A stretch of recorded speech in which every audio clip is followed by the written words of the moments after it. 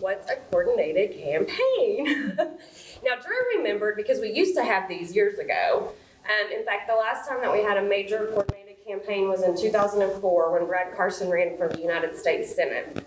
And what a coordinated campaign allows us to do is to work through the party, and campaigns are allowed to work together, and we pool your resources together in order to make the most of what we've got as far as money and volunteers and things like that.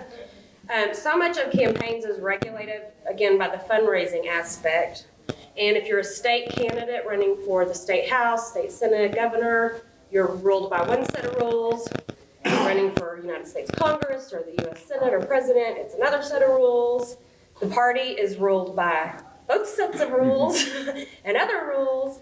And then, of course, we've also seen the rise of dark money, C4s, super PACs, all of that kind of thing. So with a coordinated campaign, the beauty of a coordinated campaign is everything is still in the open because it's run through the party. And so we do all of our reporting and everything is reported. But it also allows our candidates to talk to one another as they are campaigning. If you have super PACs or C4s or dark money, they can never communicate with the campaign or the candidate. But through a coordinated campaign, the campaigns can work together to do certain projects. It also allows for a mechanism for the DNC, the National Democratic Party, to come and give us money because it's a specific project that they can pay for, help us with. So we started looking into the possibility of doing it. You have to have a lot of involvement. Candidates do have to pay a buy-in price in order to participate because it's considered a service from the party, like the van is a service from the party under federal and state election law. So it's hard for candidates sometimes to come up and scrape together any extra money to do things. And so we had to spend a lot of time showing there's a value in you doing this, like you're going to get a return on your money. But then we also had to help a lot of the candidates find the money. So we're weighing all the feasibility of all of this. And finally, after the primary election, Drew was like, we got to make this happen. So Drew and Anna met, and Kendra, and then we started the House leaders, Senate leaders, and we started kind of building this coalition of people that said, yes, this is something we want to do. So in 2004, one reason we hadn't had one for so long was in 2004 when Brad Carson ran for U.S. Senate. It was like a $2 million, $5 million coordinated campaign. It was gigantic. What happened in that cycle was the DSC, out of Washington, D.C., Democratic Senatorial Committee, took the lead on that. And unfortunately, Congressman Carson lost that race. But at the end, when the people that were in charge who weren't from here left, they left the party in a lot of debt, like almost $1 million worth of debt. So that is one of the big obstacles the state party has had to overcome. A lot of people don't realize that. Just getting that cleaned up, getting all that paid off, and figuring out how to move forward as a party. So we ended up getting a $50,000 grant from the DNC, which kicked us off. And what that did was allowed us to, you can look on the third page of your little thing, your little handout, hire a staff that was solely focused on campaign work. We are not doing anything unless we can write a check for it. That sounds so elementary, but a lot of things don't operate that way in the world anymore, right? But it was one of my biggest things that anytime I saw a donor or, I would get pushback from people, oh, let's just go ahead and do this anyway. No, until we have the money to make, we're not doing it. So we ended up writing a $250,000 budget. At that point, we had 90 days to make all this happen, which isn't a lot of time for a statewide campaign. For a coordinated campaign to really work, you have to have strong candidates at the top who are willing to stand out and be the leaders and ask these other candidates to jump in and be involved. And so Drew Edmondson and Kendra Horn, Tim Gilpin up in Tulsa, and as I said, Kay Floyd and Emily Virgin with the House, Kay Floyd with the Senate, they all were willing to step in and get involved.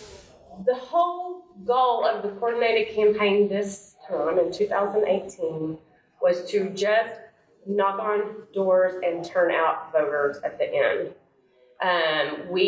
It was everything we did built up to the last 10 days of the election cycle to make sure that we were going to get out as many people as we could to vote on election day. So obviously, we had the medical marijuana vote during the primary, and so we had a lot of new fresh voter data that we had not had before. So we tried to use that to identify those voters and get them back out. The DNC also helped us by looking at our data and trying to build a model that would again identify voters and turn them out that we had not reached out to before. And our efforts, we ended up having 104,000 doors that we knocked as the coordinated campaign. We had 96,000 phone calls made by volunteers, and we were able to identify 62,000 voters across the state who were going to come out and vote to help boost our win numbers there at the end. Those last 10 days, we had door hangers that we put out with anybody who bought into the campaign in that district had their picture on a door hanger. But all of these volunteer activities have to start with the core of the volunteers that you, as county party officers, build, that the candidates build. I mean, it wasn't like I just came in and said, oh, let's find 2,000 new volunteers. Like, it all builds on each other. So all of our candidates were assigned to one of these staff members, and it was the staff members' jobs to check in with the candidates and help them, if they had questions or wanting to know about how to do things or what was going on. So that automatically would give your local candidates, that kind of help and accessing someone to talk to them and help them. So as a county party, that'd be an outstanding way to use your resources to sponsor your candidates. We also were able to help flip 8 seats from red to blue and hold 4 districts that had been targeted by Republicans. So we were able to see an upturn in the number of people that turned out. So I'm not always the numbers expert in the room. That guy back there and that guy back there and Russell Griffin are. But we have measurable results that we can, in addition to seeing at the Capitol faces that were part of our campaign that were close races or that we were able to make a difference in those races. And in close races like that, the amount of people you turn out at the end, that's what matters.